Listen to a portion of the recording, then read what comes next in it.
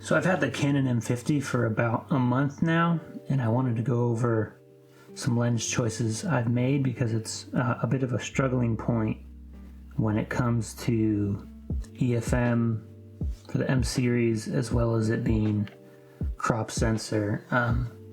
There are certain compromises you're going to need to make, and I want to kind of go over my plans, which lenses I plan to buy and kind of which order. So first, I'm going to grab the 15-45, the stock kit lens. This lens isn't considered that great. It's not very bright aperture-wise. You might as well get it because it's so cheap compared to just buying body only versus body with the kit lens. It's basically a free lens. All you need to know about it necessarily is that it's a slightly bright wide-angle lens. That's basically how you should use it. I wouldn't use it at the 45 or anything. I basically wouldn't use it as a zoom lens essentially, because it's going to get real dark, and you can get 30s and 50s that have great apertures of like 1.8. So keep it wide, keep it bright, and at 15, which when you add in a crop, you're getting like 22, 23 millimeter. It's basically a street photography lens. Maybe not quite wide enough for vlogging, depending on how long your arm is, I guess. And then next we have the native EFM telephoto lens that I bought and was initially a bit disappointed with. I had searched online which telephoto lens people were using with the M series, because for the SLR, for the EFS mount, there's a 55-250 that's brighter aperture wise, and of course it's 50 up on this focal length. So I think you can go both ways. Obviously you will have to buy the adapter for the SLR lens, and the prices will kind of close in at that point, but you can get 55-250s real cheap, secondhand used, and then just buy the cheap. You don't need to get the speed booster necessarily, just get the cheap adapter, and you're probably going to experience a small drop off in quality with the adapter. But what you're doing is you're gaining some aperture range at the telephoto and overall range for 250mm. Like I said, I was initially disappointed because even in those low light situations like golden hour or blue hour after the sun is set, this thing starts to struggle, and you start to wonder if this is something you want to have in your kit to travel with, even though it is so small. I'm going to bring the kit lens in. I mean, that's 55-250, and just for comparison, here's 75-300 with the adapter at the bottom. And then if we go look at the body real quick, you can imagine having the native telephoto on. It's just going to be so much more balanced. And the 55-250 will be pretty close to this. I was going to buy the 55-250, but the person that was selling it had sold it just before I was able to grab it, and he had one of these lying around for $100. So I got it despite the internet claiming that it's the worst piece of glass that's ever been made ever at all. So just to clarify, I don't think I'll be returning this lens, even though my initial deployment, because when you do have the light, or if you are able to add flash to your situation and try to compensate for some light, then this lens is just really great. I would recommend trying to find it secondhand, used, or renewed. I just feel like for the price, which is going to be a common theme with all of the EFM lenses, for the price it might be hard to justify. Get it used or renewed on eBay or Amazon, and suddenly the performance that you're getting makes a lot more sense for the price that you paid. So like I was saying, I just picked this up. I would have rather gotten the 55-250 for EF, like I think that one's EFS actually. But I got this one because I have a tripod, fluid head tripod, and this does not have image stabilization. These are cheap, by the way. You can get these for like $100 or maybe even less, used online or eBay. Even on Amazon, you can get these for $100. It doesn't have image stabilization, and it's such a hefty lens, so heavy on the M50 body that will become an issue, especially if you go all the way to 300 millimeter and you're trying to handhold this thing. It will be an issue. So at daytime, high shutter speed, you'll actually be fine. I'll have some examples of that later. But hey, if you're trying to do golden hour or blue light, and this has a decent aperture, it's 4 to 5.6, so even all the way at 300 mil, you're gonna still be at 5.6 range. And then if you do, oh, I don't think this one can run. No, this one can run on speed booster. It's EF, so you can actually make that brighter by losing a little range by doing the speed booster, which is $150. I might get that eventually. I'm not really into it, but right now I just have the normal adapter. So if you're at 300 and 5.6 aperture, trying to get some golden hour blue light shots, and your shutter speed starts slowing down and you're hand holding this thing, you will start to have issues at that point. If you can use a tripod in that situation that you're shooting, use a tripod, maybe try a monopod. I know tripods are like the devil in photography culture these days for some reason.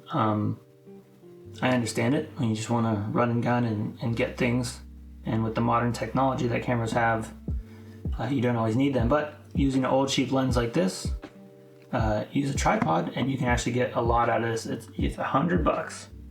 I'm not going to go over this lens. This is a cheap manual lens I got on Amazon for funsies. I just wanted it for practice. Just a prime 85mm manual lens for $100. I might return it, but I just wanted to practice like full manual settings, manual focus, everything. As a photography challenge, since I'm learning photography and have a lot to learn as far as settings go, manual settings. I will post some photos from this, but I guarantee you they're not going to be good. So here is the granddaddy of EFM lenses. Maybe the most popular EFM lens. Native, doesn't need to be adapted. Of course, there is SLR version of this lens if you wanted to go that route, but this thing is a beast. 30mm, 1.4 aperture, prime lens. So 30mm with the crop factor of the APS-C sensor brings you to about 48. So this is basically your nifty 50 at 1.4, and it's $300. You might be able to get some used for like $250, but these have a lot of value and they hold a lot of value, so you'll probably be paying close to $300 for this. This lens is great. It's my most used lens. It's my favorite lens for obvious reasons. I don't need to go over the fact that a 50mm focal length is one of the most versatile and just fun lenses to use. But on top of the reputation of 50mm focal lengths, the Sigma is just sharp, wicked sharp. Obviously, prime lens. I don't think any of these lenses would be able to touch it as far as sharpness goes, even these more expensive native lenses. That said, you don't need to necessarily get the $300 Sigma prime portrait lens. There are plenty of prime options, and if you get the adapter, there are super cheap options. Just getting the 50mm lens from Amazon, you can get the Canon one for $125, put the adapter on it, and you're good to go. There's the 24mm pancake, which will crop in, so like about 35, and then there's your 50mm with which the crop will get close to 85, or basically 75. So right now my plan is kind of haphazard. Obviously I'm missing a bunch of focal lengths. I have a bunch of focal length overlap right now. But what I would say, if you are a new M50 user, you have your stock kit lens, right away get the telephoto lens. So you have 15-45, you have 55 to 250. My bad, 200. Obviously, looking at how small these are, I mean, you don't even need a camera bag or anything. You can just mount one, shove the other one in your pocket, and you barely even feel it. But there is an alternative to this, and I do like this alternative, and I'm planning on pursuing it. So these are the EFM native lenses, but if you want to do the SLR, EF and EFS lenses, you can get an 18-55 kit lens and then a 55 to 250 kit lens. And those will actually be cheaper to buy, but since you're getting the kit lens for free, the price basically comes to the same. You can get both of those lenses for the price of just this lens. The 18-55, maybe you could spend like $100 on it, and then the 55 to 250, you could probably find one for like $200. And then one thing I like about those SLR lenses is the wide angle option is a 10 to 18, whereas for EFM native, the wide angle is 11 to 22. But it does have a good aperture at that 11, but the problem is it's like $400. Whereas you could find a 10 to 18 for like 300 or less. So that's up to you which route you want to go. Obviously, there's a lot of positives to going native. I'm sure the 11 to 22 is quite similar to this 15-45 size. You can imagine just having a small camera bag with all three of those lenses, whereas if you get the SLR lenses, 10-18, 18-55, 55-250, or even this big boy back there, you might need a full-on backpack or a secondary camera bag to carry just your lenses in. So when you're starting out, try to cover your full focal range at least with two lenses. So you have these two, and then for SLRs you have 18-55, 55-250. You don't necessarily need to use the wide angles if you're not into that. If you're a vlogger, that's kind of going to be mandatory. I'd highly recommend those, and you should get those. Maybe you don't need a telephoto for your vlogging specifically, but for photography and even videography, I would stick with these two.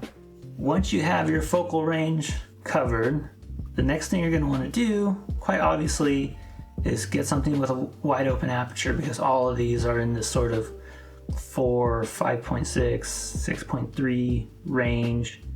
So that means nighttime's not really going to be possible without some heavy flash usage. Now, how much you want to spend is up to you. Again, you can spend about $100 and get a 50mm 1.8, or you can spend about $300 and get something like this, 30mm 1.4. But because this is an APS-C sensor and it has a crop factor, I would recommend your first prime lens to be 30mm, so that it gets about like a 48mm. So that's sort of replicating your nifty 50. It doesn't matter if you get 1.8, 1.4. At the end of the day, just start with that 30mm. That'll bring it to about 50. Then get something like the 22 or the 24, which will bring you to about 35. And then get a 50, which on the crop sensor will bring you to about 75, 85. So those are your three prime lenses that you should get at whatever price point that suits you. If you want to try the cheaper ones, or if you want to ball out on a bunch of nice Sigmas and get the full range. I'm not going to get the other Sigmas. For the other prime lenses, I'll probably get cheaper options. Obviously, this does depend on what type of photography you want to do. If you are into like wildlife, you're going to have to prioritize telephoto. If you're into like portraits, you want to eventually become a wedding photographer, you're going to want to start messing with prime lenses and bright lenses that can handle events where you're indoors and maybe the lighting's not ideal. So those are essentially the 6 lenses that I would get, and the order depends on your photography type. I would basically, you have your stock kit lens, get the telephoto lens, then get a 30mm prime, which will on the crop sensor act as a 50. So your first three should ideally look like this. This is basically a budget wide angle at 15. It's a standard telephoto, so you can actually do some wildlife and kind of do fake macro shots. And then your portrait lens. And then once you have these three, you fill in as you see fit. If you're a vlogger, get that wide angle, whether you get the 10-18 or the 11-22. If you are shooting events, portraits, instead of getting the wide angle next, I would probably get, well, either the 35 or the 85 next. That said, as far as budget goes, the cheapest one would be either the 24mm EF or the 22mm EFM native lens. Those will be like 35mm equivalent, and those are like $150, $250. And then you get your 50mm, which on the crop sensor brings you close to 85, and you can spend, you know, $150 on that, or cheaper if you find it used online. So that's my budget theory on buying lenses for the M50. I will be sprinkling in examples of the shots I get with each lens throughout the video. And if there's anything I'm going to try to do some direct comparisons at the end of the video after my voiceover. So again, get your standard kit lens, whether it's the one that comes with this or the SLR one. Grab a telephoto, grab a prime around 50, and then fill in around with what you want to do. I bought this 300 because I want to do it for surfing. It was $100. I bought this manual only for $100 because I want to learn more about manual settings and not always rely on the camera to do everything for me. My next purchase will probably be the prime lenses on both sides of the 30. So that would be the 22, 24, and then just the cheap 50 1.8. And then after that, I'm probably going to get a wide angle, whether it's the 10-18 or 11-22. And then lastly, I will be looking into a macro lens, but I'm not sure which one I'm going to get because the native macro lens for EFM is just way too wide. And then I'm worried that adapting an SLR macro lens will actually have pretty bad detail, so that will have to wait for later. All right, thanks for listening. Good luck with your M50. If you have any questions, put them in the comments.